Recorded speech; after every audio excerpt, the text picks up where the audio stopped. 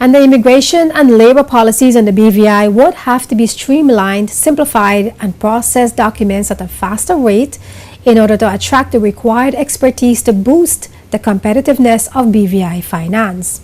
This, according to Attorney-at-Law Gerard Ferrara QC, who was commenting on the challenges for the BVI finance sector, primarily through pressure from international regulators, increased competition, and the demand for more value-added services and customer needs.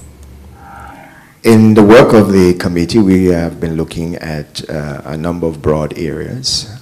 Particularly, we are looking at the practice and procedures that are currently in place in relation to labor and immigration, and more specifically at the application processes that exist there and other application processes that relate to a person who is coming into the territory and will be seeking seeking employment or working in the territory.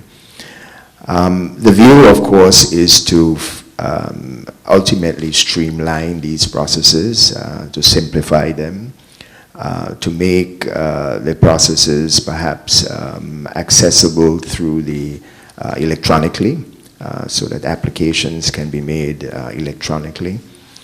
And also, ultimately, and most importantly, to reduce the time lag that it takes in relation to processing applications, whether it be first applications or renewal applications.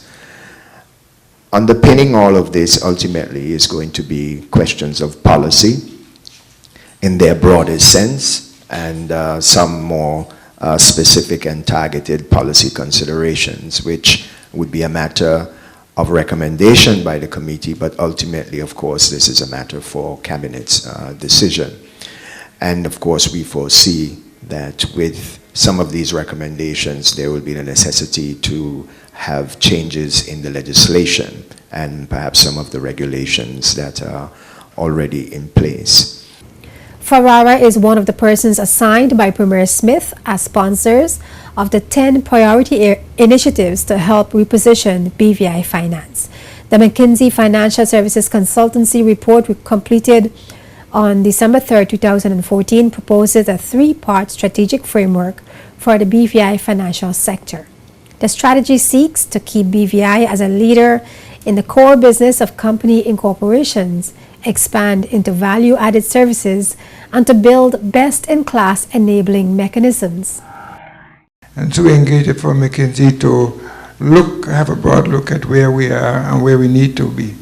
And what is being identified essentially is that we need to broaden what we offer as far as financial services is concerned. We need to have what is popularly called added value to our financial services. We at the moment have, as you said, 485,000 companies, right? And that's our core business, company formation, which companies use in transnational businesses, right? But we want to be able to broaden what we do, deepen what we do, and add more value. For example, we need to concentrate more. We concentrate more on like mutual funds.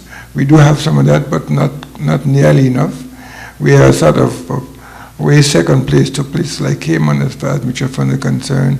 Captive insurance, trusts, insolvency, arbitration, cash management accounts. Those are new added value in common.